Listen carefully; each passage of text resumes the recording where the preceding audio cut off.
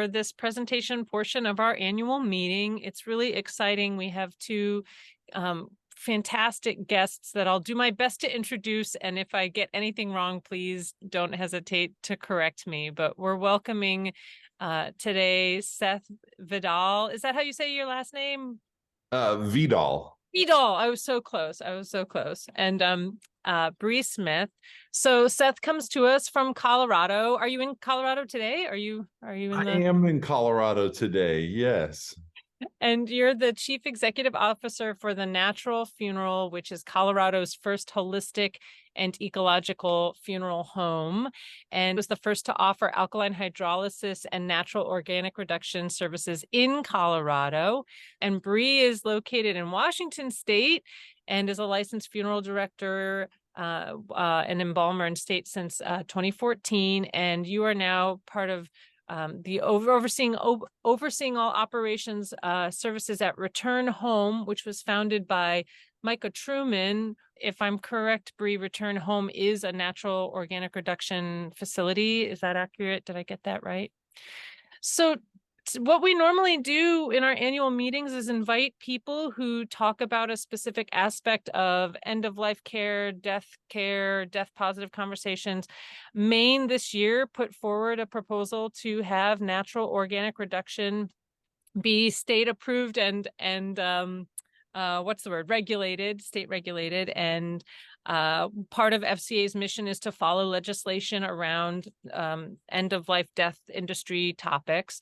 So I think it was our member volunteer, Chuck, who had seen Seth and Micah present for Western New York FCA and said, hey, these might be really fantastic people to bring in. And then Micah recommended Brie from Return Home. So without further ado, I can turn the table over. If Seth or Brie, you'd like to say more, give yourselves more of a robust introduction than I did. If you want to share a little bit, maybe how you got into this work, and then sort of just have an informal conversation and leave time at the end for some Q&A. Seth or Brie, would you like to take it from there?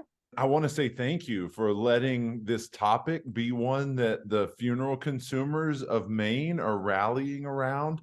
It is wonderful that our company and Brie at Return Home, and that those of us who have been kind of on the tip of the spear get to recognize that when we look to our side and when we look back, there actually is an army that is joining this movement. And so thank you to you on the front lines of advocating for the funeral consumer in Maine.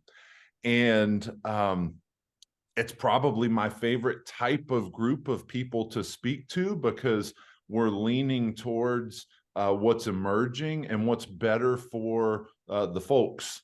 It's not a corporate interest that is driving modern death care. In fact, I would say corporate interests are somewhat obstructionary in the evolution of some topics, because there are enormous infrastructures that are built in place that the 22,000 funeral homes in the $26 billion annual funeral consumer market, that like there's an infrastructure that this is disruptive to.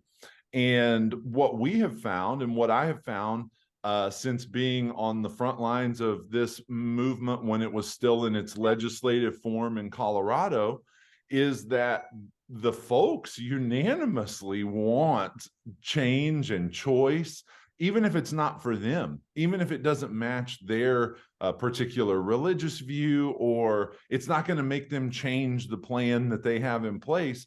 They want it for their neighbor, or for the next generation, or for someone else who has a different view on values or their place in the cycle of life. So I love talking about a group who can advocate for everyone, knowing that this may or may not be the choice that I'm going to individually choose. And another reason that I love talking with funeral consumer advocacy groups is because the factors that I think, and I'm going to lump myself in with the consumer advocate, is the choices that we want are centered around things that map to my individual values. Like, I want something that is a reasonable price. I want something that respects its intentionality and impact to the planet, and I want something that recognizes its place in my community. And so I think that some modern things happening in death care today are able to map to those values. So are we presenting, and can you see a team of smiling folks? Yes. Okay, great. Well, welcome to the Natural Funeral team. This is not all of us, but it's the core of the service group that delivers what are the kind of care that we give to families every day. And it's really the backbone of it's the heart of the movement that we're at the front of in Colorado. And I just want to share a little bit about how I got started in this. Everybody who comes in the front door is offered a cup of tea on china, and that china right there belonged to my grandmother. And then when she died, my mother inherited that china. And then when my mother died, I inherited that china. And now it's what we use for everyone who comes through the front door of the Natural Funeral. And I'm sharing that to say that I inherited this because I was a funeral consumer, and I planned for my father's death when he died in 2013. And then I had a younger brother who died in 2015. And my mother died in 2016. And that made me, in about 45 months, I was a funeral consumer 3 times at the same funeral home for 3 radically different human beings. And I basically was offered the same funeral over and over again. And in my grief and naivete, I bought the baby blue 18 gauge metallic metal casket with the crepe paper liner, and we had a service from 2 to 4 where we viewed the body. Both parents and my younger brother's bodies were embalmed, and then buried in a conventional burial in a casket with a grave liner, machine dug. I kind of just took what they were selling. And at the end of that, not immediately, but in the next couple of years, I was in a depression, not only of the grief around losing these dear family members so closely together, but some of that was in the recognition that we didn't really pick a funeral that honored who they were. My father adopted me. He was a Mescalero Apache, Native American who was really connected to the earth. My brother was a young gay man who grew up in conservative coastal Texas and didn't come out until he was in his late 20s. And my mother was a dear, my most beloved friend who raised 9 children in a blended family, yet we basically bought the same funeral for all 3 of them. And so the way that we sit folks down at the Natural Funeral is by pouring a cup of tea, lighting a candle, and then asking them to tell us about their person. And that informs what we can even offer to their family in loving service. And the way that we respond is very diverse. And you're going to hear about natural organic reduction from me, but I want to show you our facility here real quick, and I'm going to let you know that's just one of the sort of options that we offer. So hopefully this plays through. It's about a 90-second video, I think. Welcome to the Natural Funeral, where we're revolutionizing what's possible in holistic and ecological death care. Having been consumers in the conventional funeral industry, The founders of the Natural Funeral created a funeral home that they'd like to come home to. Here we educate and empower our families about what's possible. We do that by lighting a candle, pouring a cup of tea, and listening to their beautiful stories.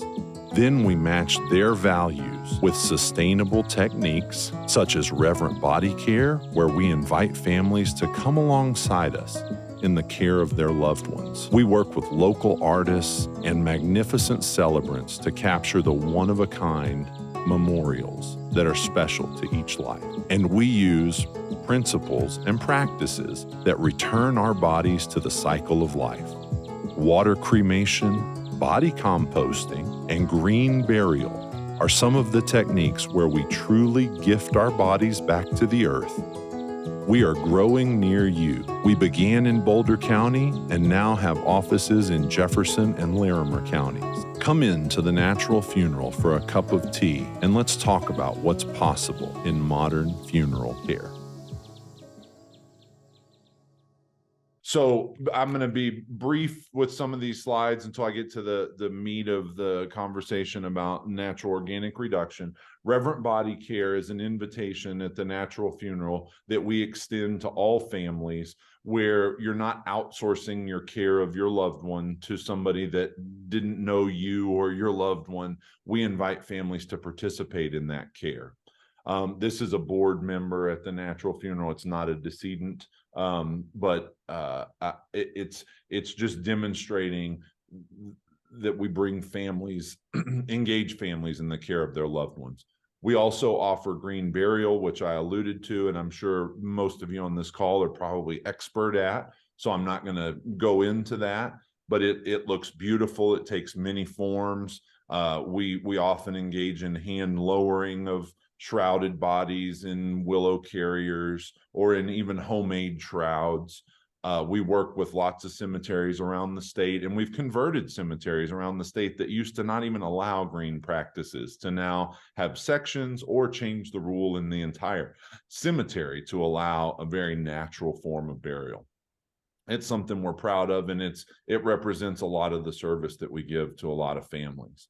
And also, as an advocate for the consumer, we offer flame cremation. We don't own a retort. We don't have an investment in the infrastructure of flame cremation, but it's the cheapest thing that we can provide to families. Sometimes cost is the quintessential factor that all decisions have to be made based on, and this is our least expensive offering. But we also, in some of those tea conversations with families, they might suggest, well, our dream was to have a cremation, but an open pyre cremation. Wow. And we facilitate open pyre cremations for families on private land. We also do burials, of course, on private land that we help folks with.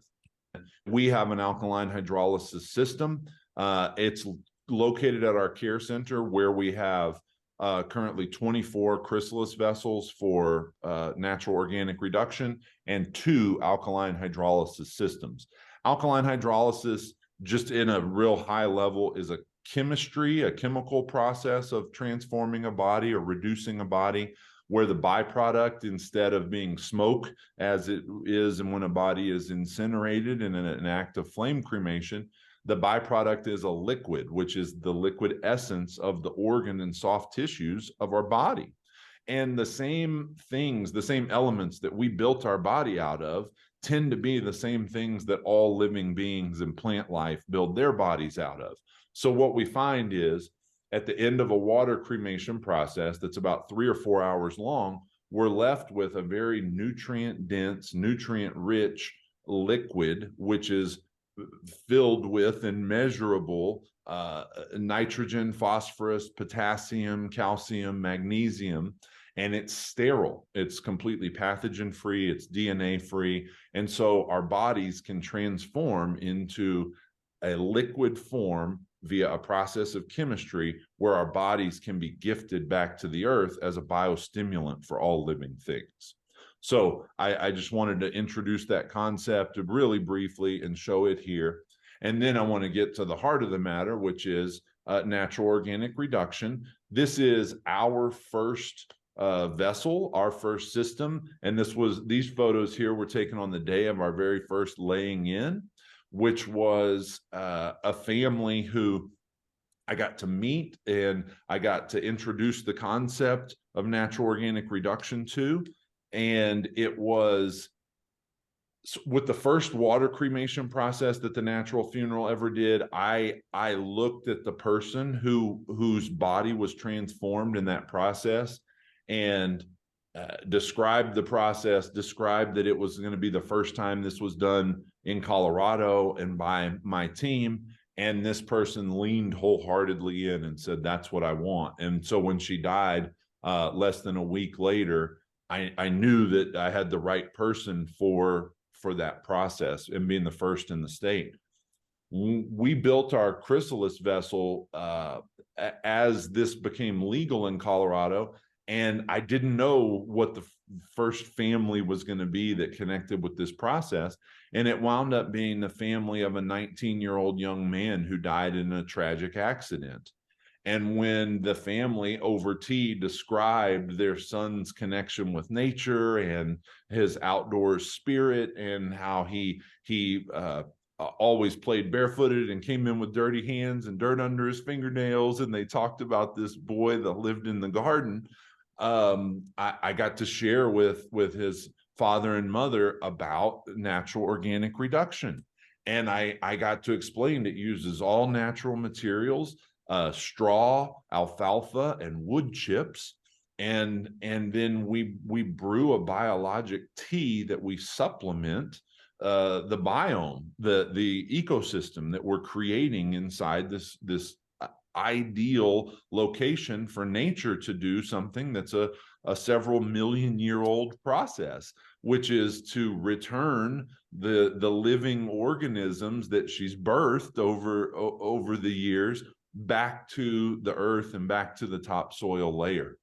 And when I explained this and I said, our system is very simple, it's not over-engineered. You can see it's built out of wood. It has a welded membrane that hermetically seals. It's got gaskets on it to control air and moisture, and it's got rigid insulation built in to capture thermal properties.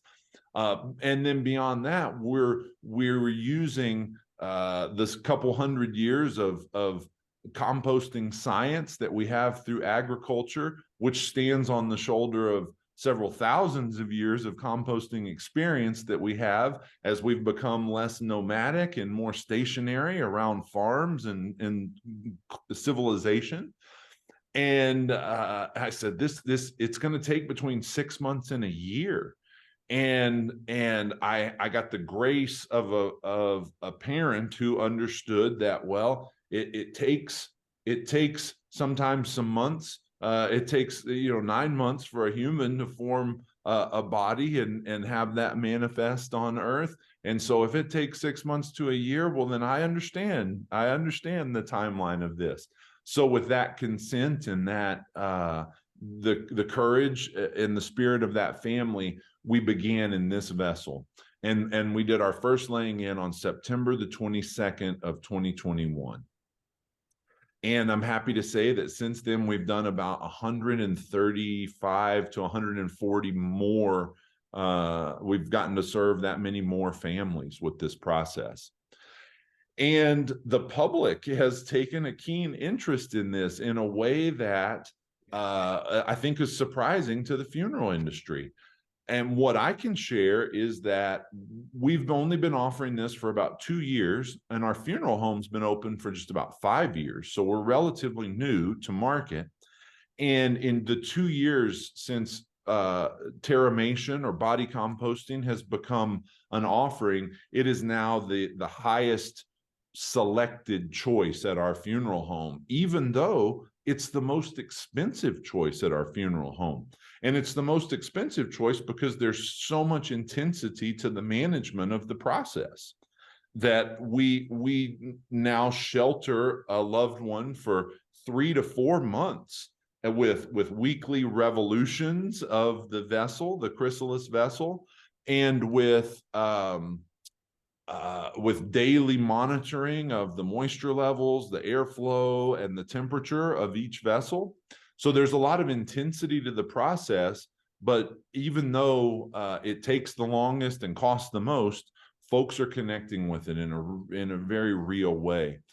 And one of the beauties of natural organic reduction is that you can, operators, and Brie will speak to this too, because Return Home does a beautiful job with inviting families to participate along the way. And so, being new to this in the industry, we've gotten to really be creative about how do we let families engage with this process. So at the Natural Funeral, we invite every family to bring up to a shoebox size of organic materials. And sometimes it's love notes and flowers. Sometimes it's food items. Sometimes it's handmade wool or cotton knitted cloth or pieces, remembrance items. But it's really beautiful the ways that families engage and leave love offerings with their person. And we've done that off-site. So like in the upper left photo here, that we were under some willow trees beside a labyrinth where we brought a chrysalis vessel and had a laying in off-site.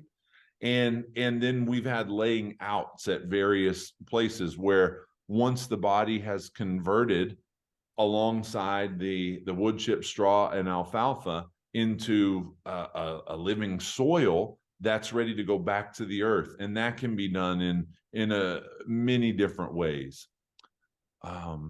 This is a picture of the inside of the Natural Funerals Care Center, which is where our chrysalis vessels are oxygenated and ventilated. We have quilts that one of our staff members made that goes over every vessel, and each vessel has a plant that accompanies it along its way. And this is generally not a customer facing area. This is sort of what we would consider to be the back of house. The next picture I want to show you is, hopefully, okay. This is a prototype of our most modern vessel, and we're doing some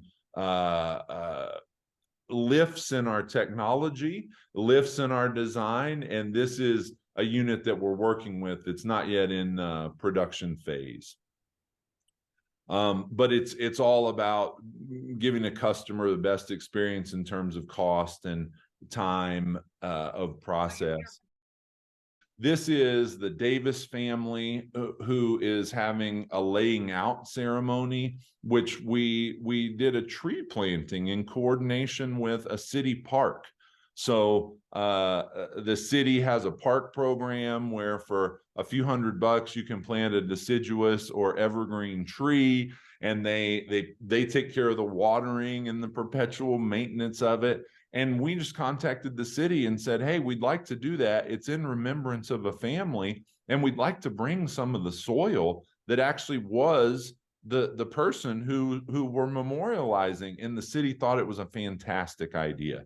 And we've since done that at national cemeteries now, where we've actually taken soil from the terramation process and had the National Cemetery in Colorado dig out the grave and then put a service person's headstone, and we filled the grave with NOR soil and not a casket and not a vault. And then it's happening in parks, it's happening in people's yards. We have floral gardens that receive donations from families who it's overwhelming for them to receive back all of the soil. Lots of restoration projects that are taking place. And it really is just a special and loving way that families get to send off their person. And it's something that the youngest person to the oldest person can really embrace their place in the cycle of life.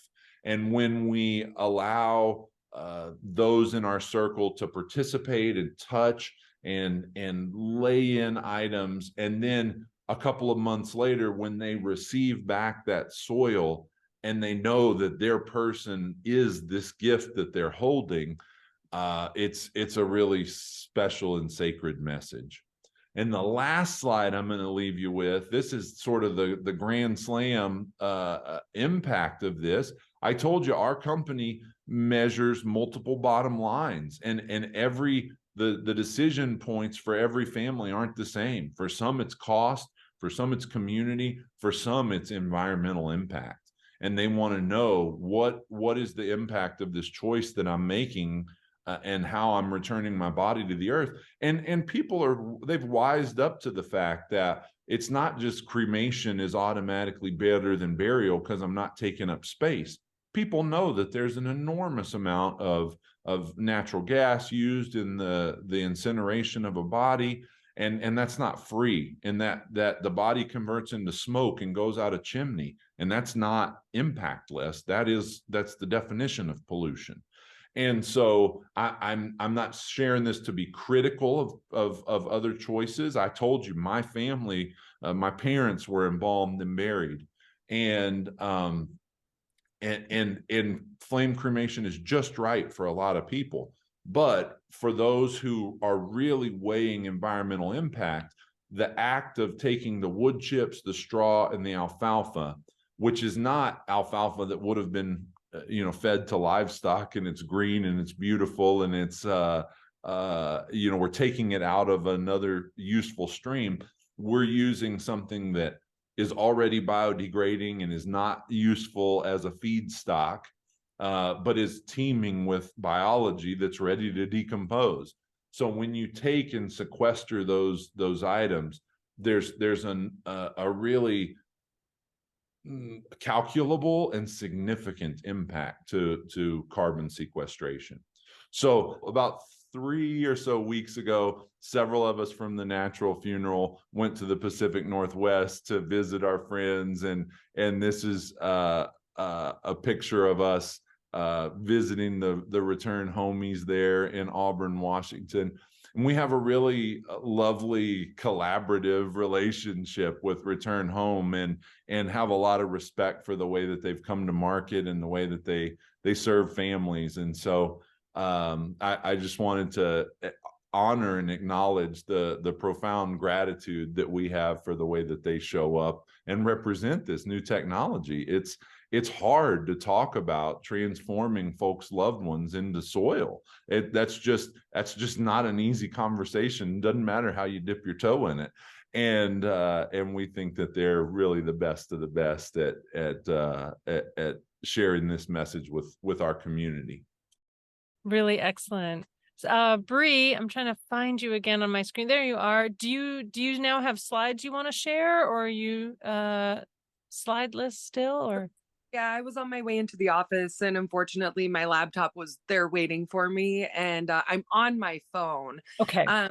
But I've gone off the cuff with this a few times, and Seth touched on a lot of things that are in my slideshow, showing our team, talking about the holistic side of what we do, which is we're very similar to the Natural Funeral in the way that we open and invite families to participate.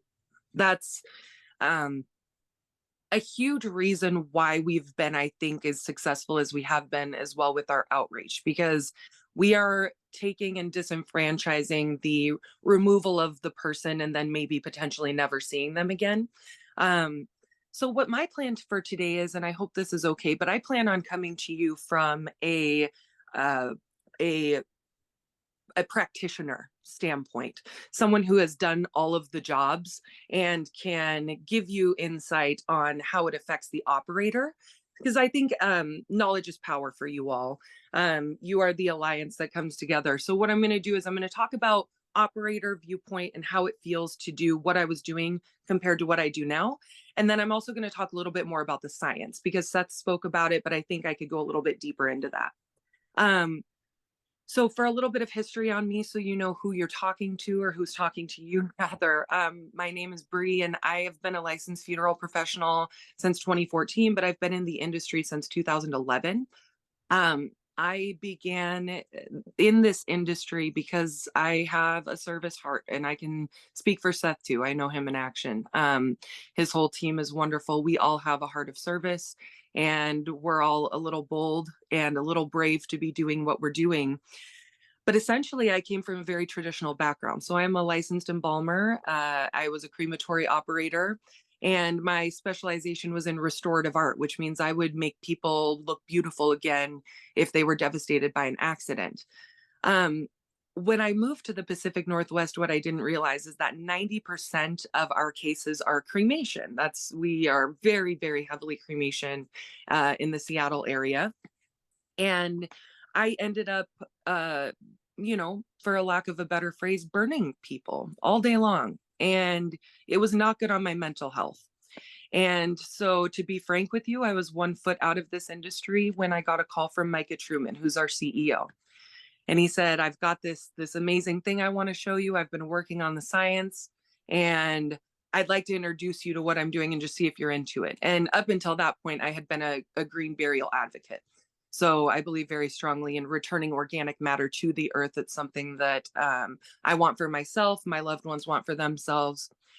So long story short, I went to the facility, and really what sealed the deal for me was he had been working with mortality composters. Mortality composters are a network of individuals where, if you own a farm or a ranch or something where there's a mass devastation of either a crop or the animals that reside on your property, these people will come in and they'll set up temporary composting facilities, and they will turn the loss into gain by giving you usable compost to then use on your property.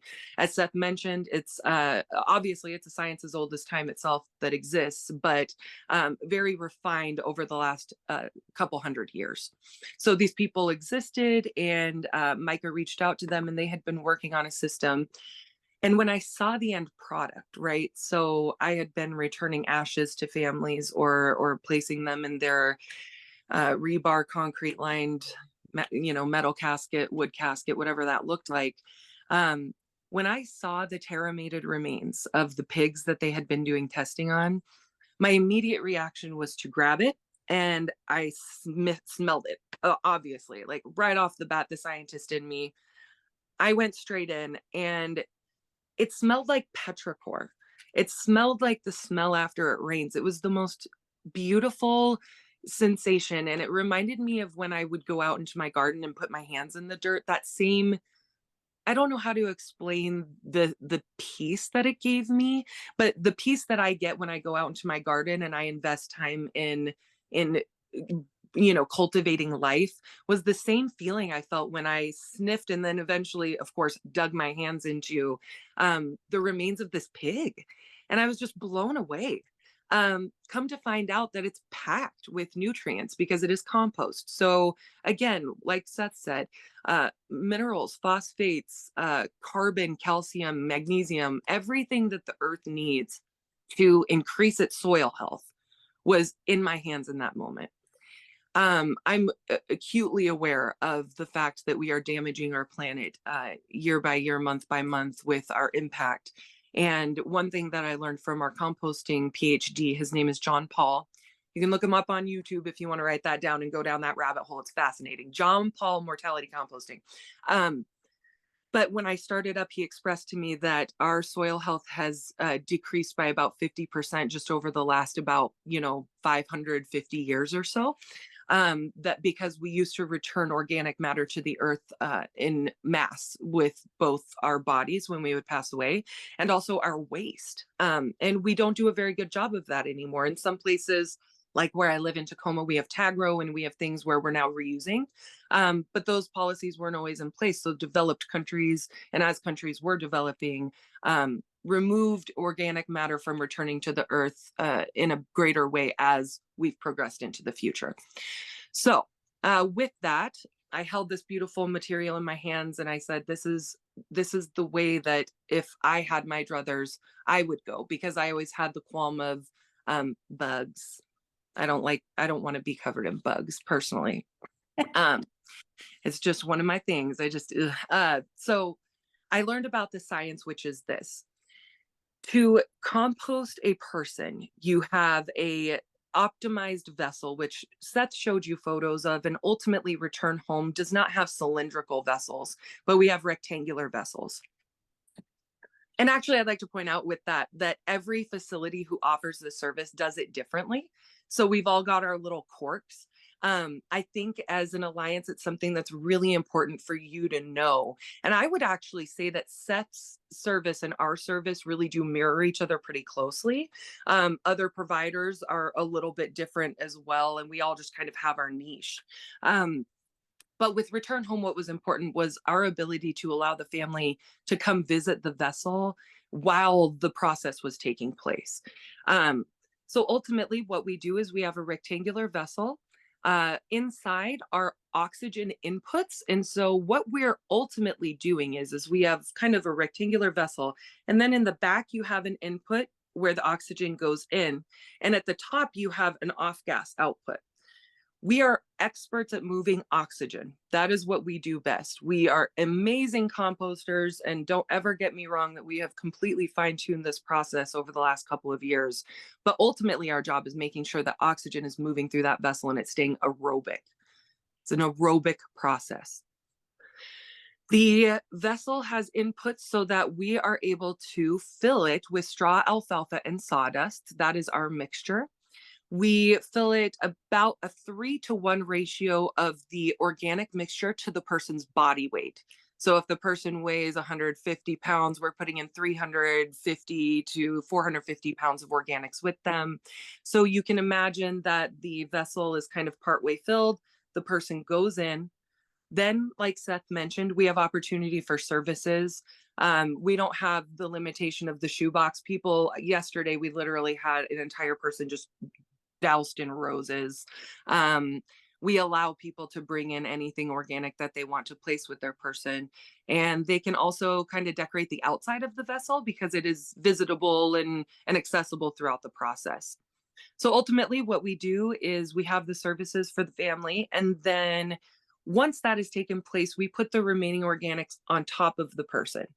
So we've got a person kind of cozied between the 2 layers of organics. And from that point, we go directly to what we call our racking system, which looks really similar to the one that Seth showed you. What happens is over the next 72 hours or so, the body temperature and inside of the vessel will increase because, of course, we are composting. So there is a state minimum, a requirement. It's 131 degrees for no less than 72 hours.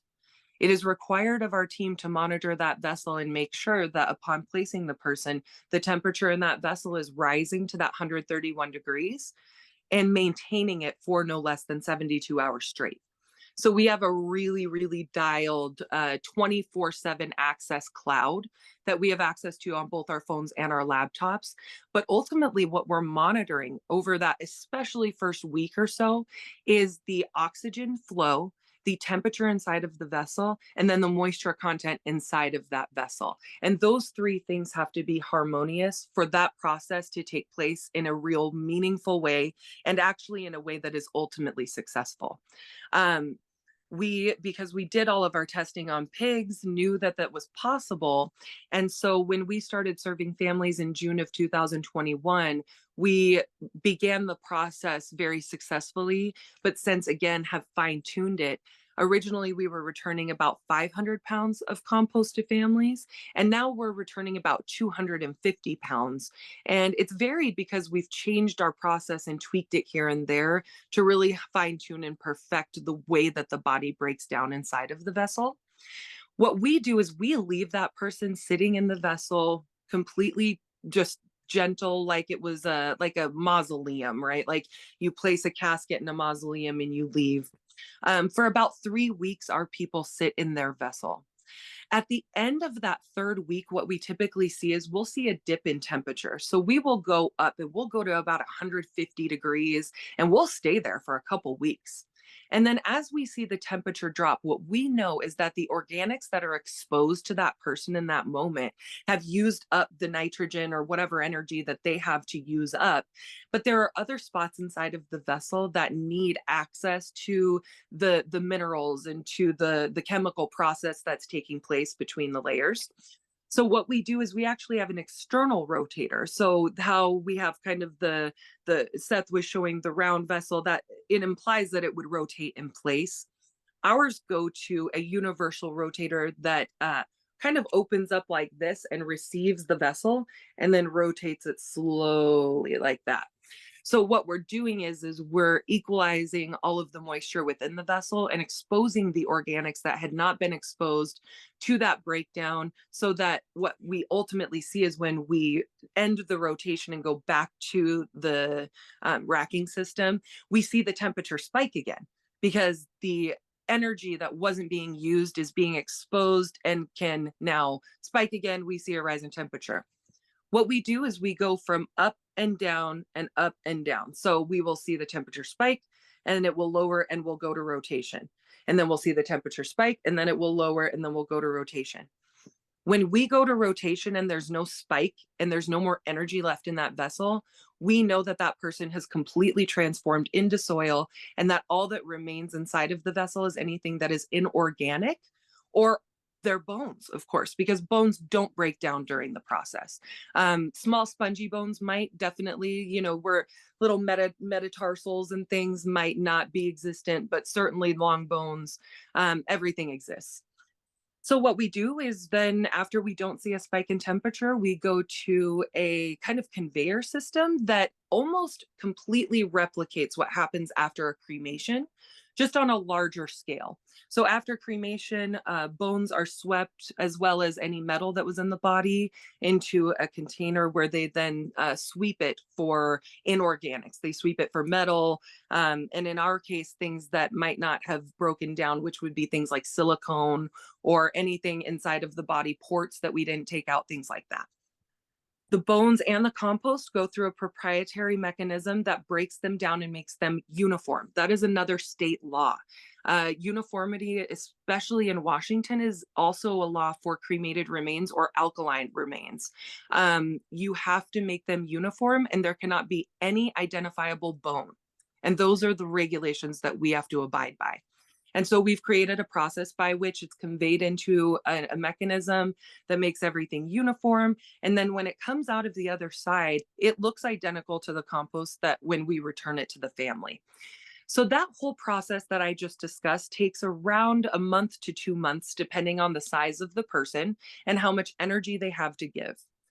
Ultimately, once we've gone through the processing stage, the person has to sit for another month in what we call the resting phase, because at that point, what we're doing is we're allowing the off gas of CO2, and then we're releasing moisture, we're off gassing, we're lowering in temperature.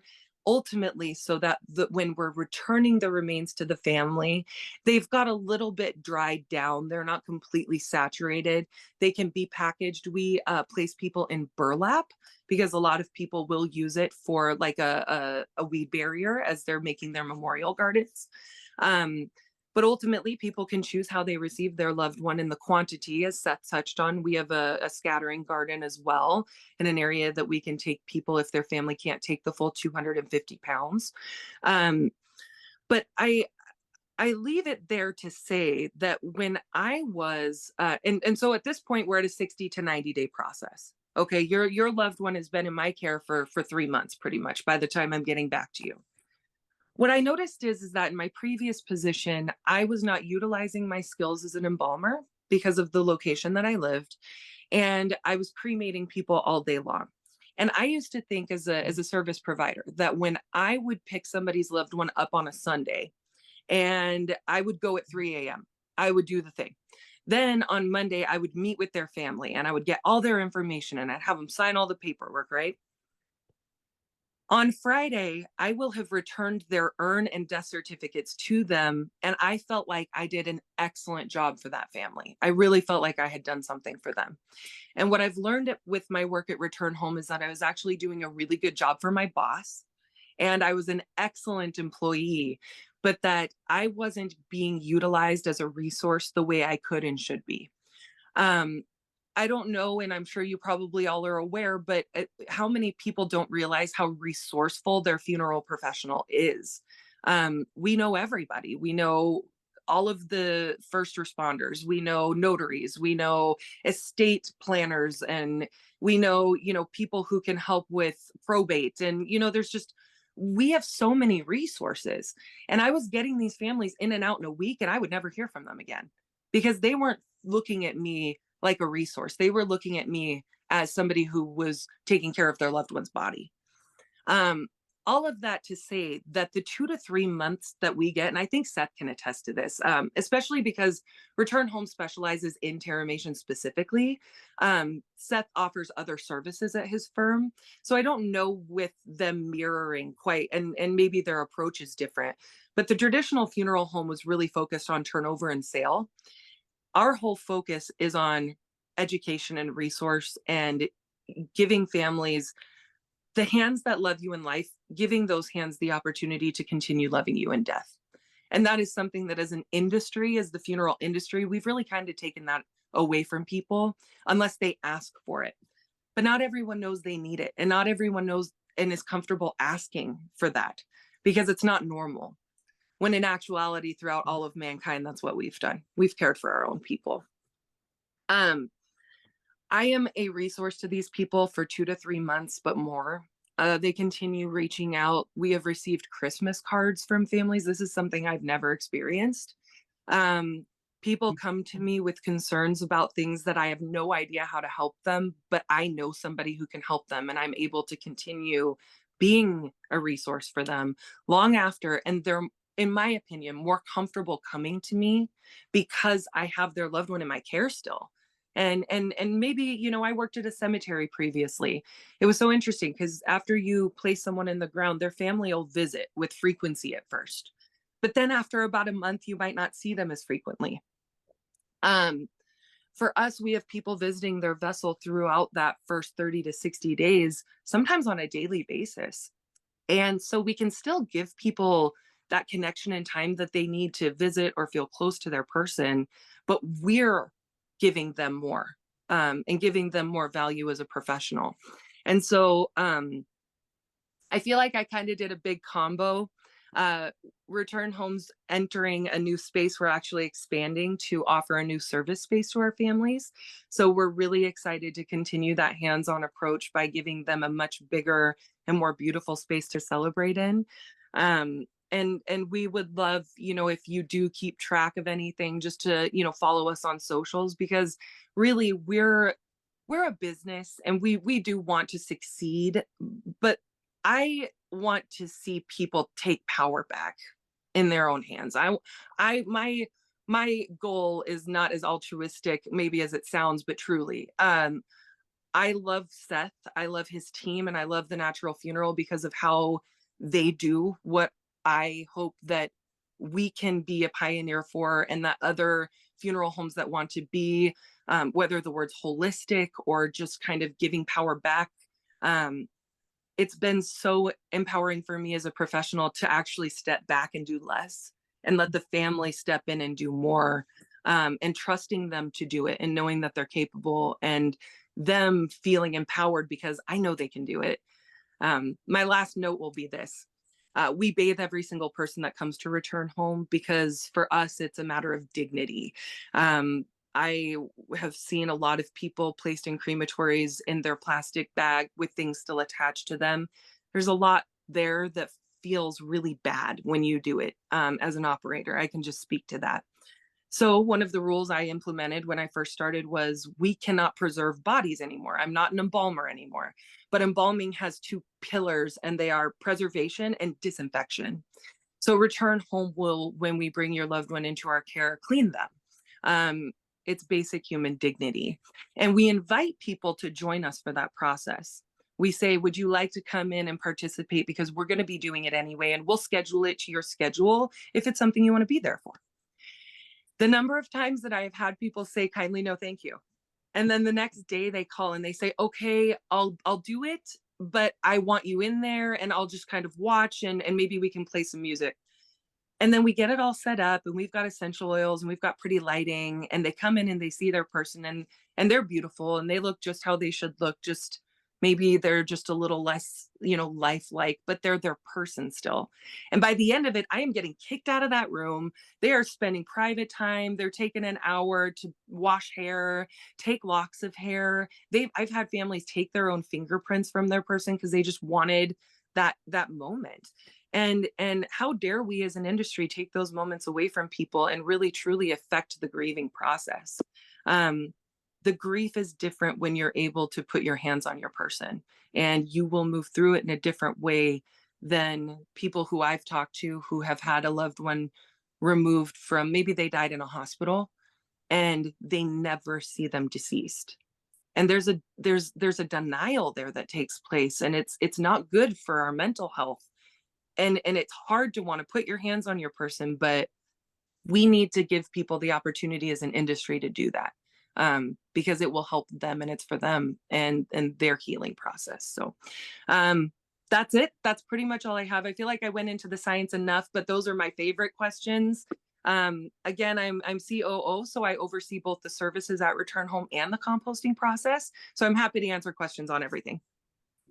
Thank you so much. These were very moving presentations. And I think as the state of Maine moves toward the eventual legislature that will allow Mainers to create natural organic reduction facilities, it's just so great to know we're not going to be reinventing the wheel, and we have resources, and we're really, really excited that you're both here. And we can use the chat feature. People can raise their hands.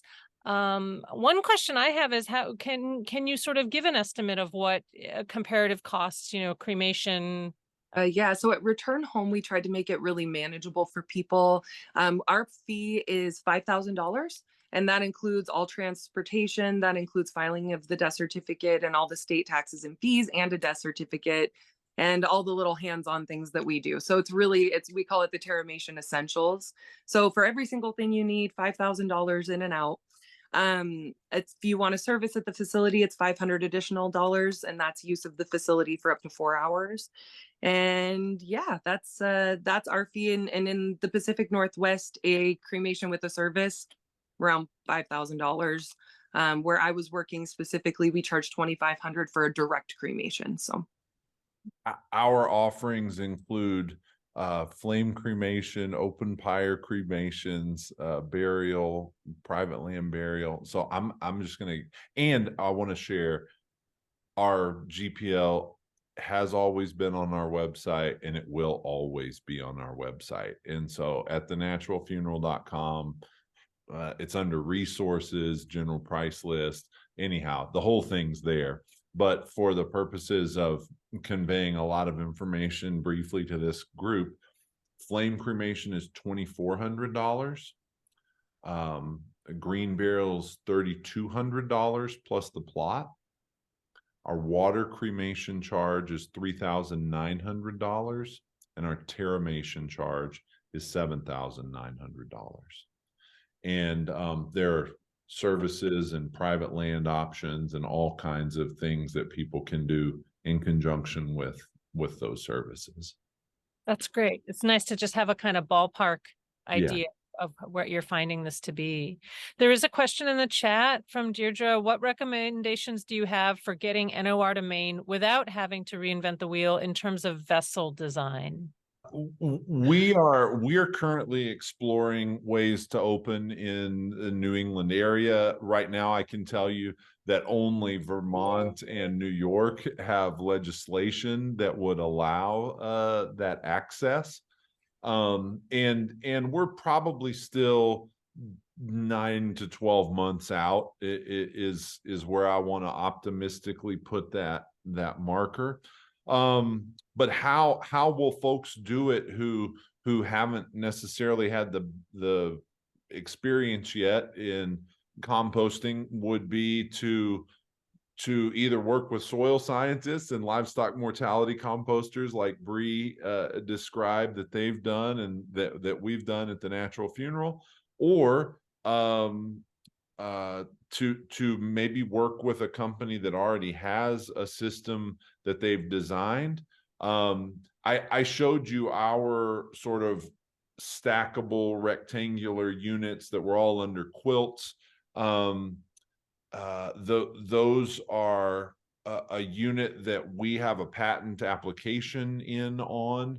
And it's more of a protectionary, like we want to have a patent so that we could never be told we can't make these, more than we'd like to have a patent so that we can control the technology of composting, which I think is very silly.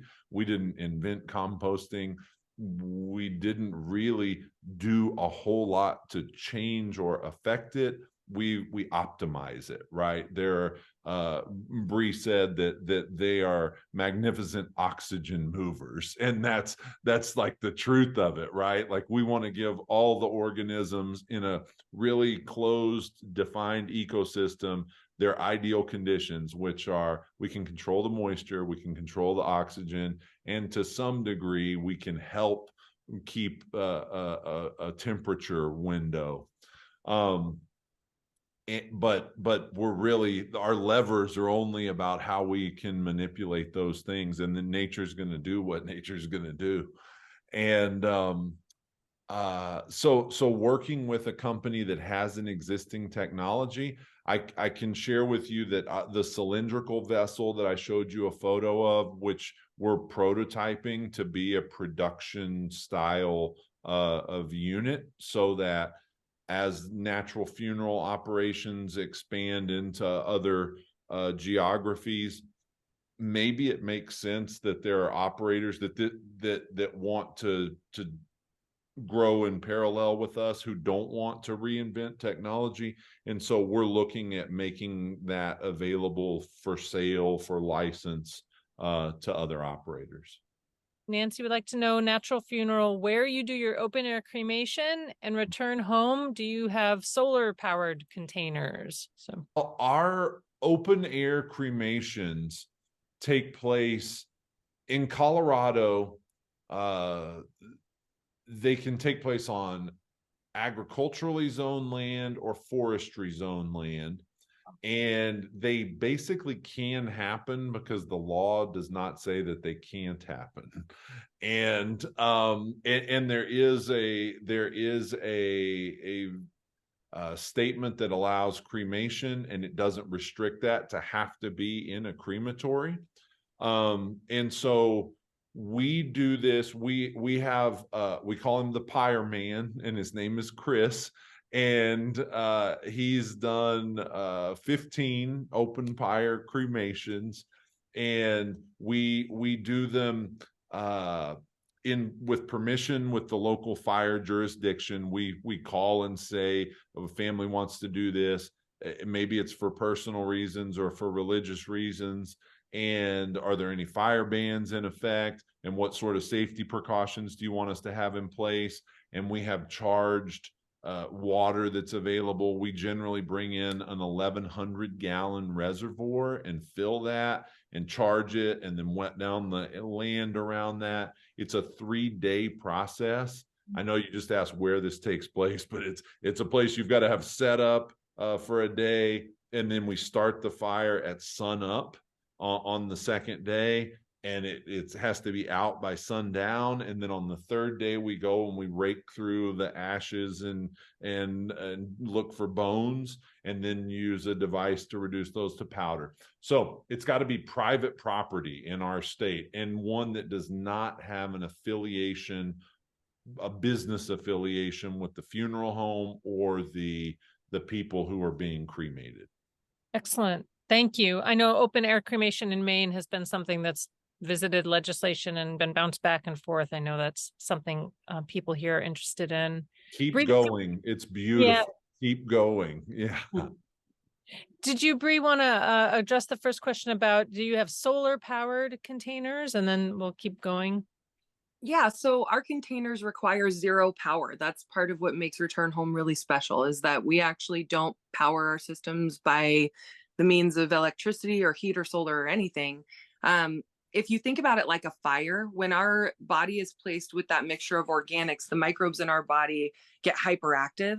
And ultimately what that does is as it raises the temperature, it's like a fire. You have to start a fire with kindling, but if you keep the fuel there, and air moving through it, it actually generates its own, what I would say would be like the oxygen pulling in. So it's pulling in its own oxygen. So our vessels don't require energy inputs at all. There's another question for Return Home. Brie, you mentioned that Return Home has a stackable system similar to the natural burial, but allow families to visit and spend time with their family members during the process. Do you end up moving the pods on the top so that families can sit directly with them, or do they spend time just in the room? Yeah, so we do it case by case right now. So families will let us know. Most of the time, if we have a service at the facility, we're trying to get on the floor level so that people can, spend that time, and then they know where their person is when they come visit. But it's a special request thing. We let people know as long as we have the space, we'll accommodate it.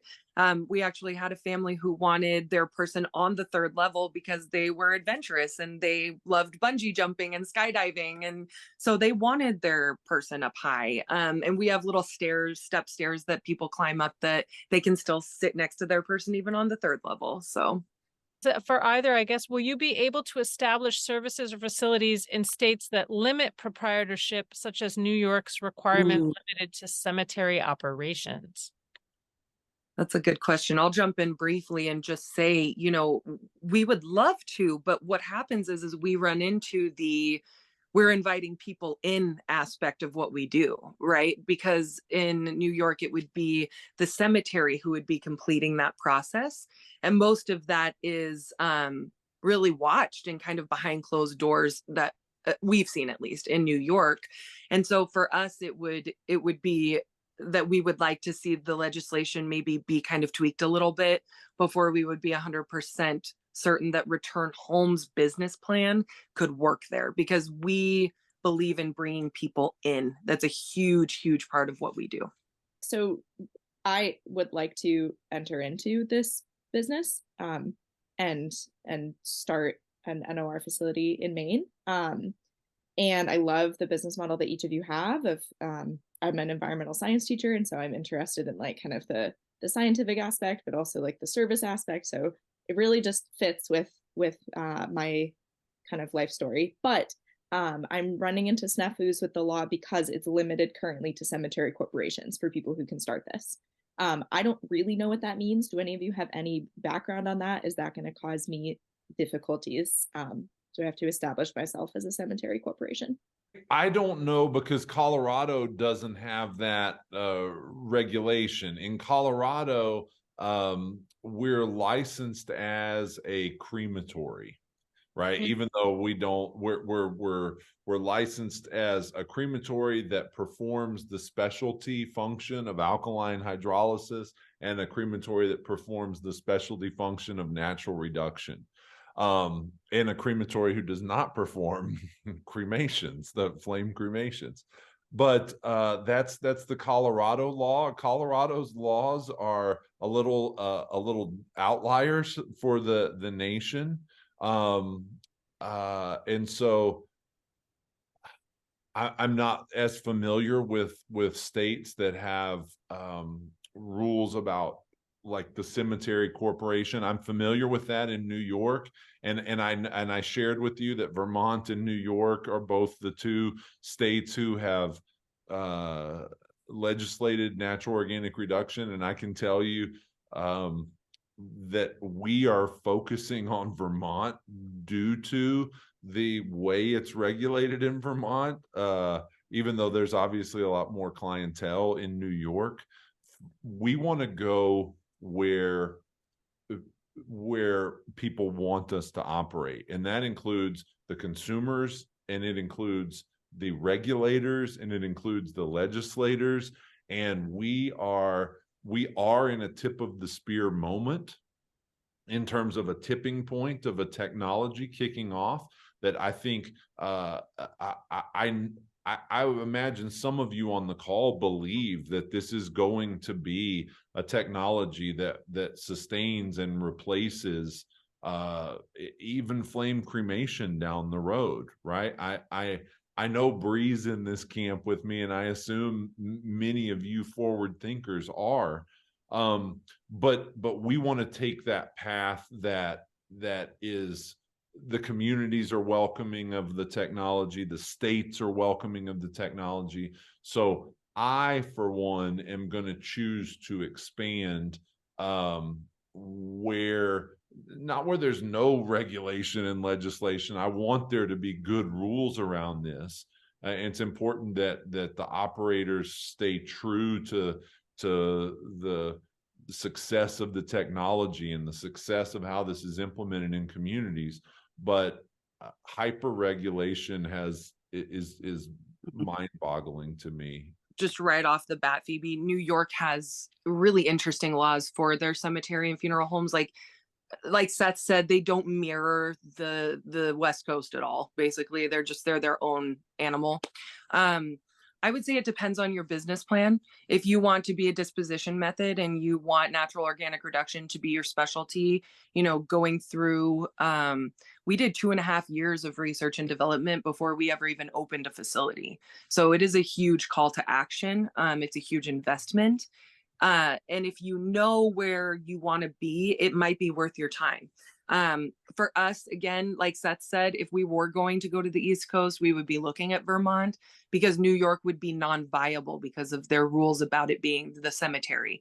That makes it so that as the funeral professional, we can't invite the families in to participate, and it's a deal breaker for us. So it depends on what your focus is for your business, really, where you want to go with it. Leona is asking in the chat how many vessels you each have at your facilities, and have you had to turn people away because your vessels are full? Early on, we did have to turn folks away, but we've expanded now 3 times our care center. We opened day one, we had 1 vessel in September of 21. And within 3 months, we were up to 8 vessels because we were making them in-house. And then we moved to a more of a systemized unit where we're only making the cabinetry that accomplishes the rotation of the vessel. And so then we were able to rapidly grow. We went from 8 to 24 vessels in about 2 more months. And 24 is where we remain today. 25 with that cylindrical prototype that I showed you, but yeah, 24 units in operation. And early on, we did have to turn some folks away, which we were thrilled about. That it represented demand, and maybe some we were able to just grow capacity rapidly to serve. So it became less of a turn away and more like, I can't lay your person in on Thursday, but I could lay them in next Wednesday, right? Because I can get capacity by then. Return home was built for scale, so we have 74 vessels. For us, it was really important that we didn't have people waiting in refrigeration. Not Seth's group, but there was complaints that we had received and heard of from families who wanted the service, who wouldn't wait. Basically, they were like, this is, we'll go with a different disposition. They didn't want their person to sit in refrigeration. So for us, it was important to be able just to punch it out and go, and that's what we've done. We remain at about a third capacity at any given point, and we've not come close to turning somebody away because we've not come close to the 74 capacity. That's a very high volume funeral home. So.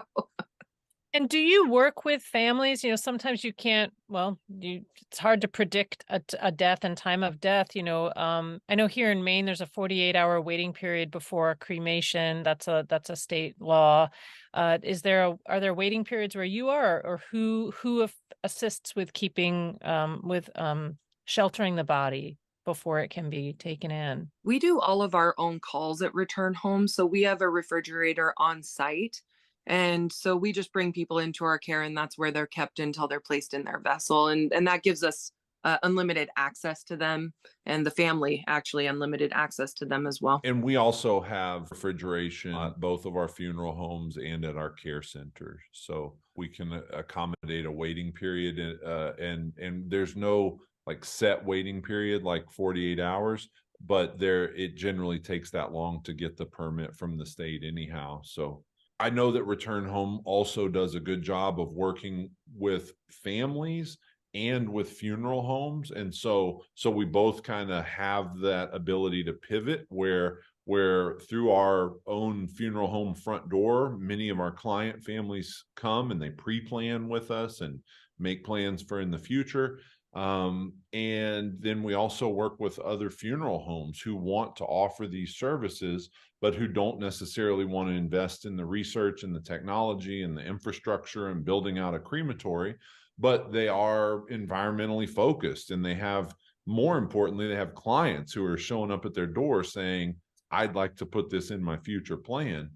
And so we have wholesale programs that we have different pricing, where another funeral home, and maybe that funeral home is in Colorado, maybe it's across town, or maybe it's in a Colorado market that's hours and hours away from us and can better serve their client in their community.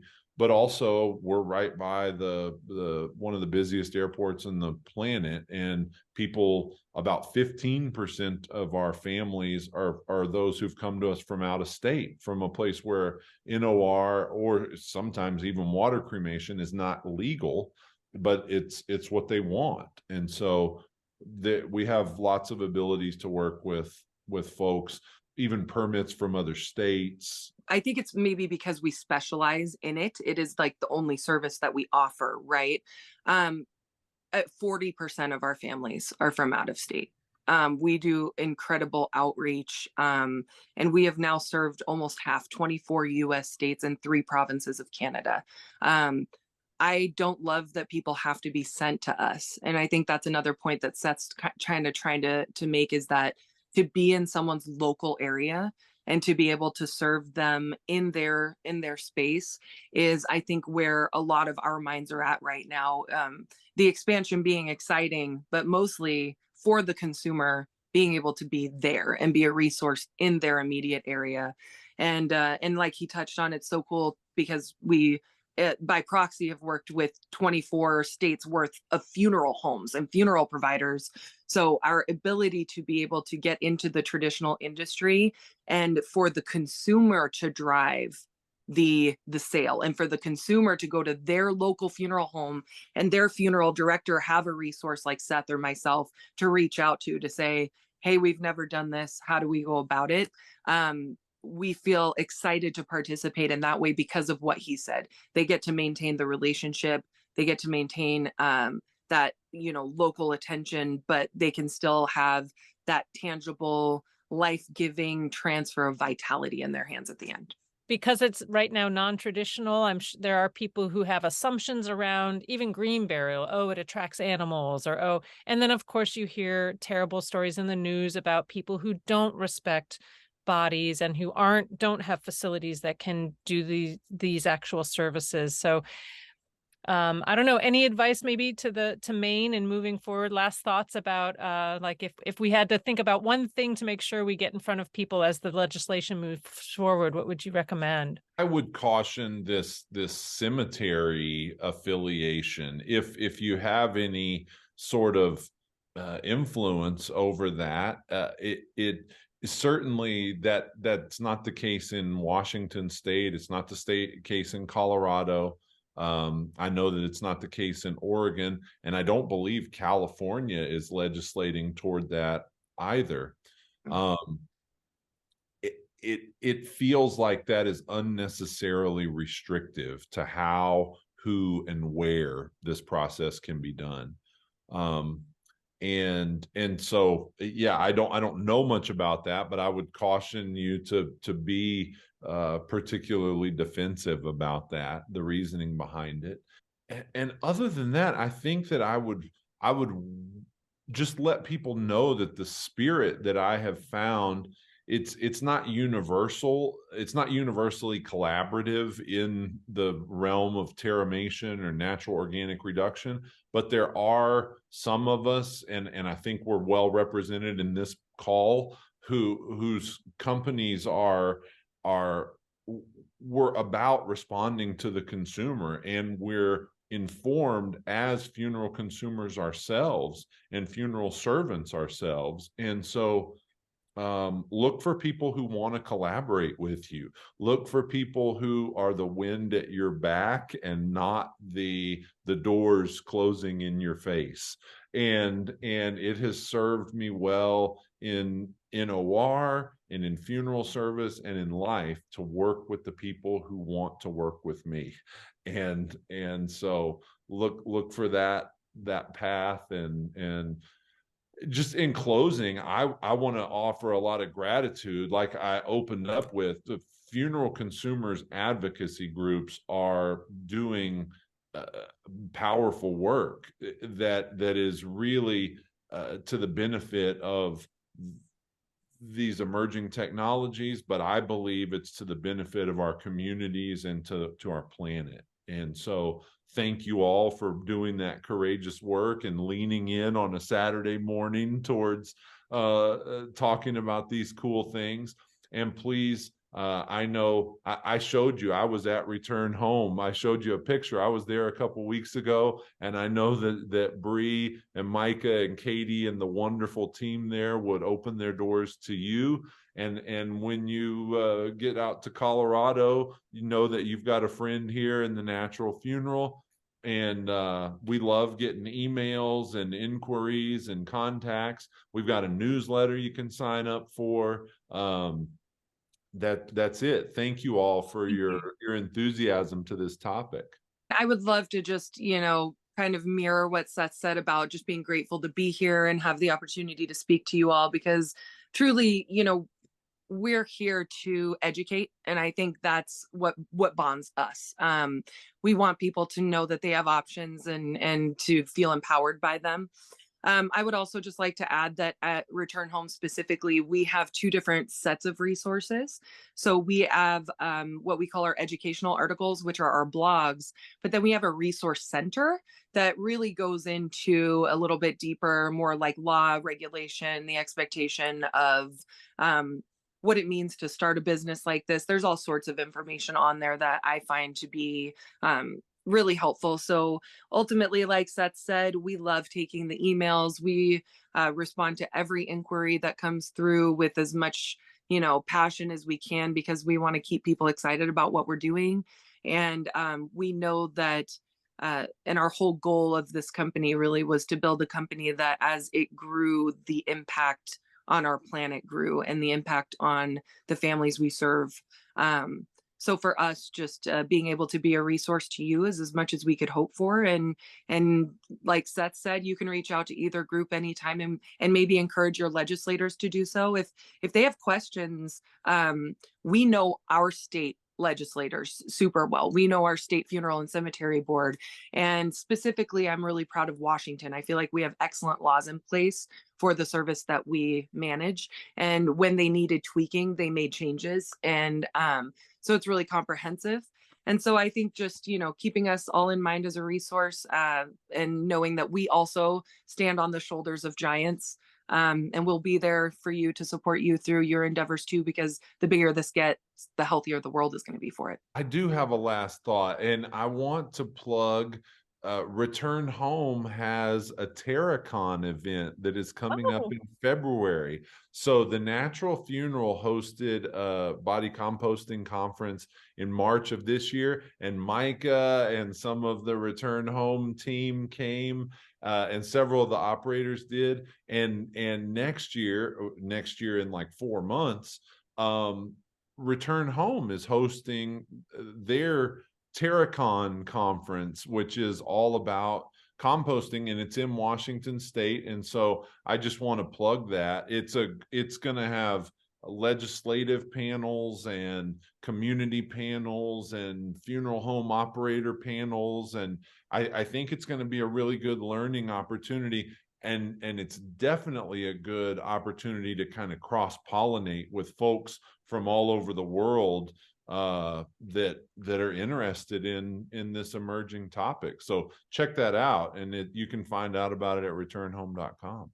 Yeah, thank you, Seth. Yeah, it's if you want to completely immerse yourself, we have gone out of our way to gather.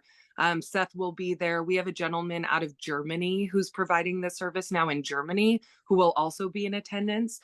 So we're talking about the providers, the scientists who came up with, the transferring the mortality composting to the respect and dignity that we deserve as humans.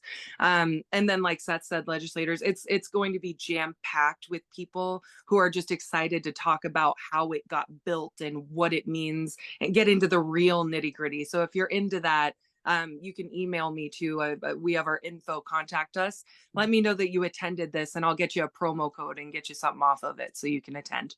When is that taking place? February 21st and 22nd of 2024. It'll be at the Tacoma Convention Center in Tacoma, Washington. Well, our thanks to you both on behalf of the Funeral Consumers Alliance of Maine for spending your Saturday morning and your Veterans Day morning with us. So on behalf of the board, I think we'll wrap it up there and we'll look forward to when we see you all again. Thank you for joining this meeting.